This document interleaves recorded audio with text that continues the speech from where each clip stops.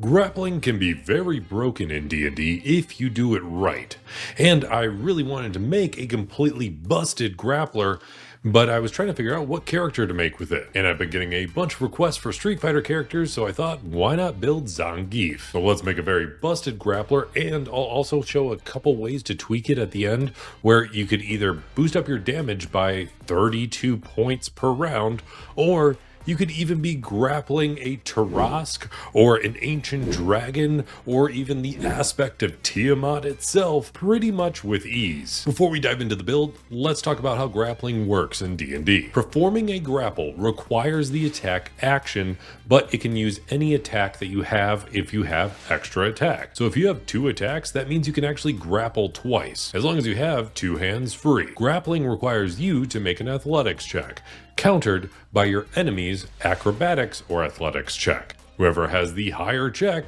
wins. If you succeed, the enemy gets the condition grappled. Being grappled means your speed is 0, and who's ever actually doing the grappling can actually still move around at half their speed, just dragging the grappled creature with them. You are not allowed to grapple a creature that is more than 1 size larger than you, and you can actually still move at full speed while grappling somebody if a creature is more than 2 sizes smaller than you. And it is also worth noting that once a creature is grappled, that's it.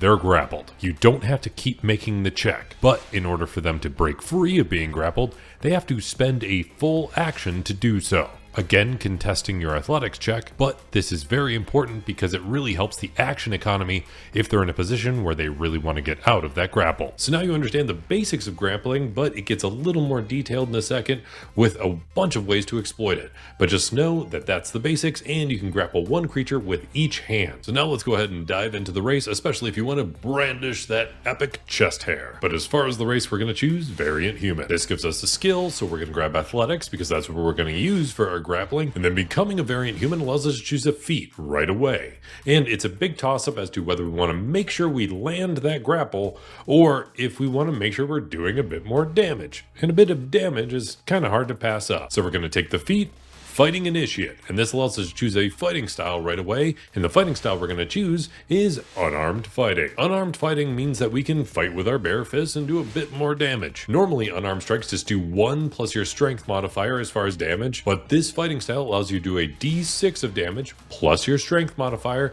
if one of your hands is occupied by a shield or a weapon of any kind. However, if you have no weapons and no shields equipped, then you can do a d8 of damage plus your strength modifier. And on top of that, if you're grappling a creature at the start of your turn, you automatically deal a d4 of damage to 1 creature. And there's something very important about unarmed strikes. They do not require your hands. It is stated in the player's handbook that unarmed strikes can be done with your head, your knee, your feet, whatever. So if one or both of your hands are occupied grappling a creature, you can still headbutt them or knee them or kick them, dealing this full damage of a d8 plus your strength modifier. And then at the start of your turn, you do another d4 as long as you're still grappling them. But we'll dive into a few more specifics about grappling in just a second. When it comes to a background, we're playing up that you're Zangief, so we're going to take the background Gladiator because you're essentially a gladiator performing in the Street Fighter tournament. This gives you skill proficiencies in acrobatics and performance. Then when it comes to some stats, we are min-maxing the crap out of it because you're Zangief, you're not exactly known for your intelligence most of the time, especially if you reference the Street Fighter movie with Jean-Claude Van Damme. So we're just maxing out our strength, dexterity, and constitution, bringing them all to 15, and then we get to boost 2 of those scores by 1 point each. So we're going to boost up our strength and constitution by 1, bringing them both to 16. Then as far as the starting class, we're going to choose a barbarian. Barbarian's pretty great because they have the most starting health out of any class in D&D. They get a few proficiencies, which we don't really care about, and you get 2 skills, so we're going to grab perception and intimidation. At first level of barbarian, you get unarmored defense. So now if you're not wearing any armor, your armor class equals 10 plus your dexterity modifier plus your constitution modifier. So you can just rock that chest hair as your real armor for now. Also at first level of barbarian, you get rage. You can enter into a rage as a bonus action, and it gives you a bunch of benefits. It gives you resistance to basic kinds of damage, but very, very basic, just bludgeoning, piercing, and slashing, when you deal damage with a strength based attack, you actually get bonus damage to the attack. So now if you're pummeling with your fists or your knees or your head or whatever, you can deal an extra 2 damage. The amount of bonus damage you get from rage does level up as you level up in Barbarian. And then the final and most important benefit from being a Barbarian, and especially a Barbarian Grappler, is that when you're in rage, you get advantage on strength checks and strength saving throws. And remember, you have to make an athletics checks to grapple in the first place. So having advantage on it is pretty darn powerful. Right now to grapple, we have our strength modifier of a +3, a proficiency bonus of +2 thanks to being proficient in athletics, and we have advantage on it. But we're going to boost that up shortly. At second level of Barbarian, you get Reckless Attack. So you can throw caution to the wind and attack at advantage.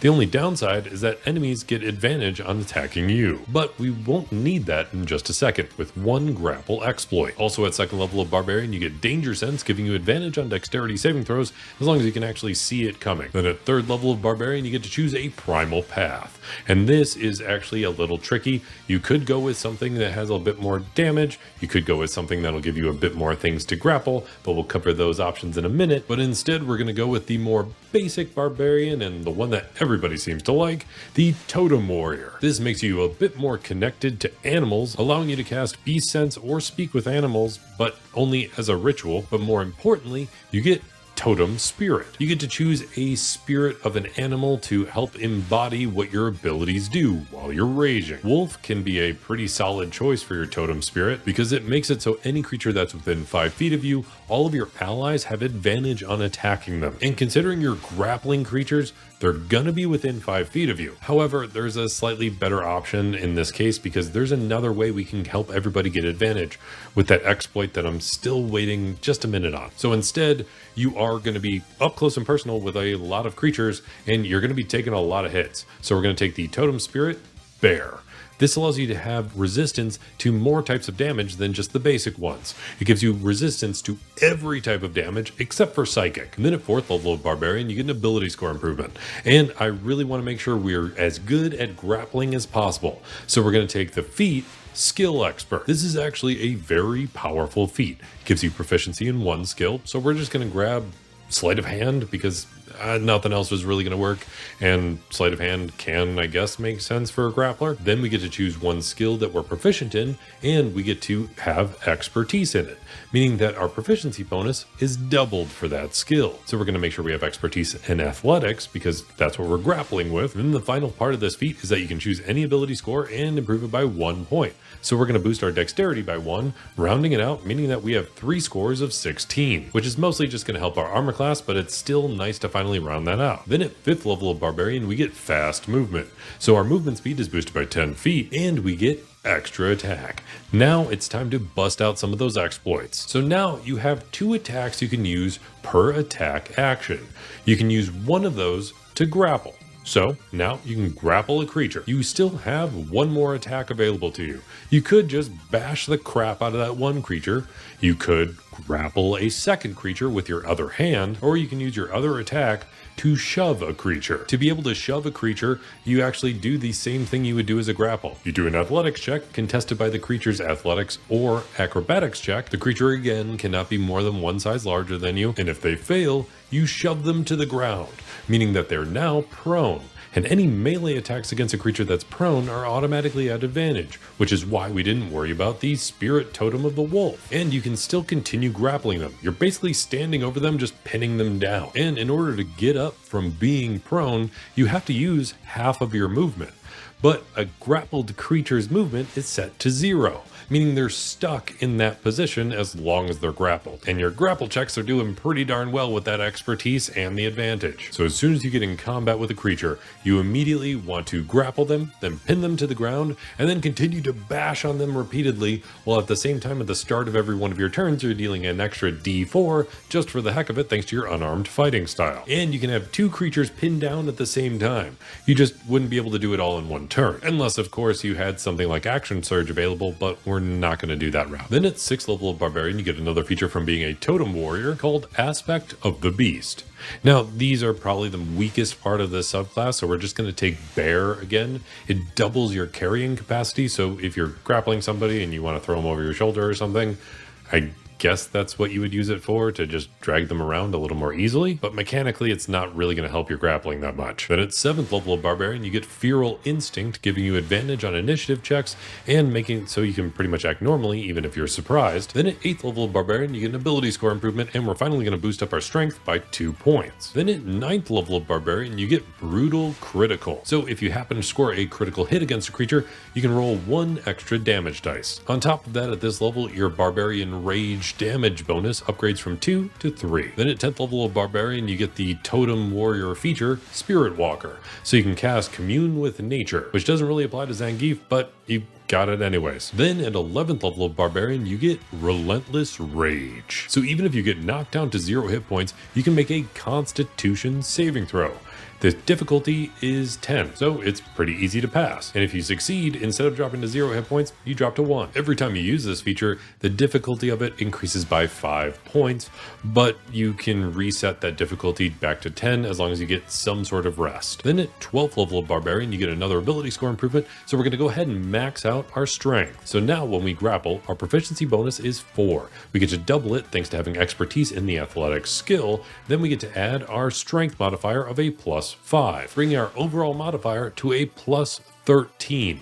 And then we also have advantage on the check in the first place. So even without advantage, the average roll we would have is a 24. But with advantage, the average roll is probably closer to a 29. Then at 13th level of Barbarian, you get 1 more use of the Brutal Critical die. So now when you crit, you get to roll 2 extra dice on top of the crit itself. Then at 14th level of Barbarian, you get another feature from being a Totem Warrior, granting you Totemic Attunement. And this is the first time we're not going to be going with the Totem of the Bear, because the downside of that combo of grappling and shoving a creature means that you're not doing damage the entire time. However, if you take the Totemic Attunement of the Wolf, you have another way to pull it off, because once you start raging, you basically have nothing to do with your bonus action, and having the Totemic Attunement of the Wolf allows you to use your bonus action if you've hit a creature with any sort of melee attack. So if a creature is large or smaller and they've been hit by an attack from you, they can immediately be knocked prone as a bonus action. No check required. You just punch them so hard that they wind up floored. So you get the benefits of the grapple shove combo without requiring the shove portion and being able to do some extra damage in the process. Then at 15th level of Barbarian, you get Persistent Rage. So now you don't come out of rage unless you choose to do so, or if you're knocked unconscious. Then at 16th level of Barbarian, the bonus damage you get from your rage is upgraded from a 3 to a 4, and you get an ability score improvement. And you're going to be in close combat with a lot of creatures, so let's go ahead and boost up our Constitution by 2 points. This helps our armor class and our health. Then at 17th level of Barbarian, you get 1 more Brutal Critical die, giving you 3 total Brutal Critical dies to use on top of the extra dice you already get from critting in the first place. Also worth noting that at this level, your proficiency bonus is a +6, meaning that your basic athletics check modifier is 6 from proficiency, another 6 from your expertise, and another 5 on top of that thanks to your strength modifier,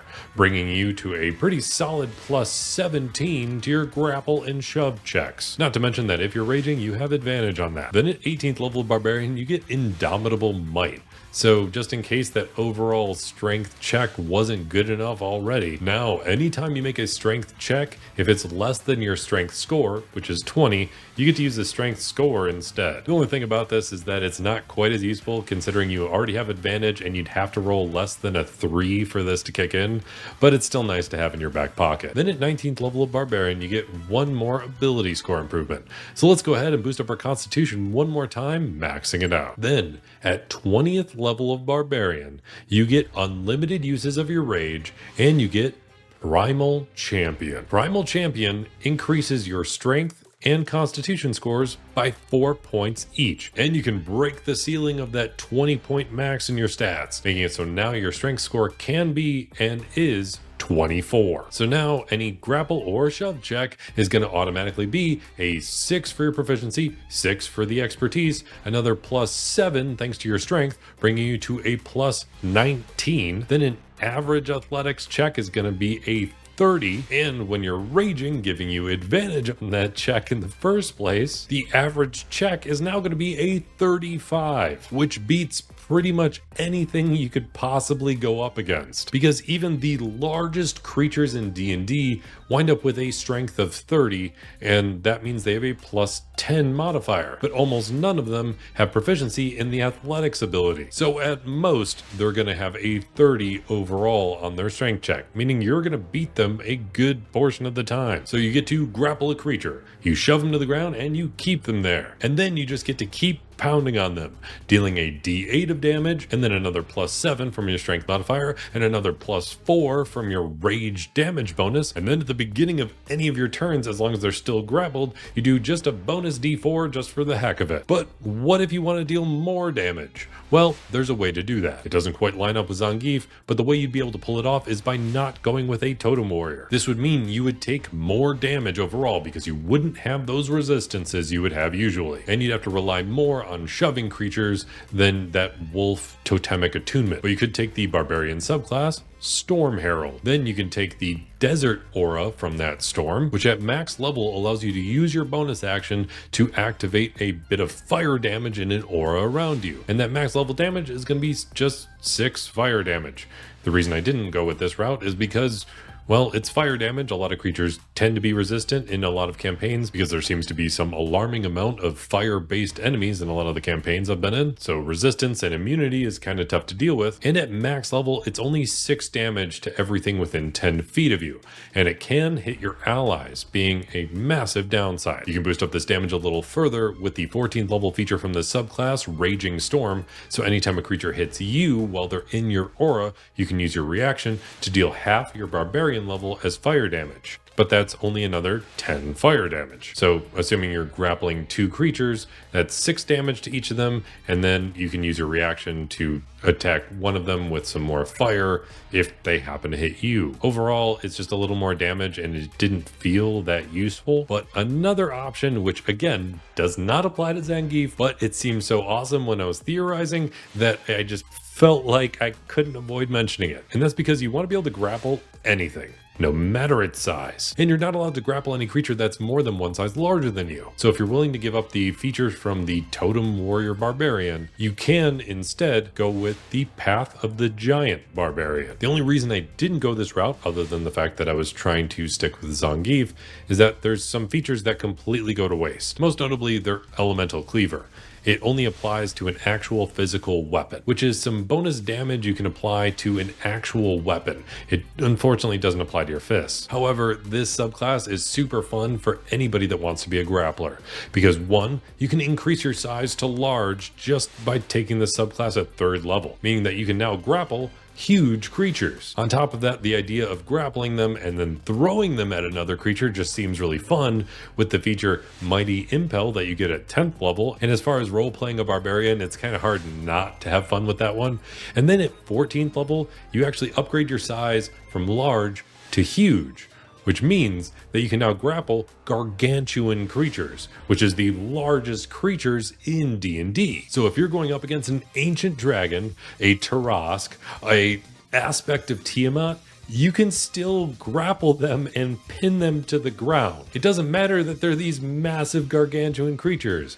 You're almost as big. So you just grab them, pin them down, and just keep punching on them over and over again. Or you can still just knee them as well, still dealing the D8 damage, just in case both of your hands are occupied by taking on 2 ancient dragons simultaneously, and you want to just pin them both to the ground. And you're more than likely to succeed on both of those checks, because you have advantage on the check in the first place, and the most they're going to be able to pull off is a 30, and that's only if they critically succeed, which is basically the only way they can beat you, by doing that crit success. Absolutely any other time, you're probably going to beat them because you have a plus 19 to the check. So in case you wanted to be grappling insanely large creatures, that's how you could do it. Do you have a grapple build out there? Because I would love to know anybody else's grapple builds. I was really having a lot of fun with this one. And if you like D&D related content, make sure to subscribe, because it makes it so you have a better chance of rolling nat 20s apparently. But if there's any other builds you want in the future, or anything you do differently in this build, let me know in the comments down below.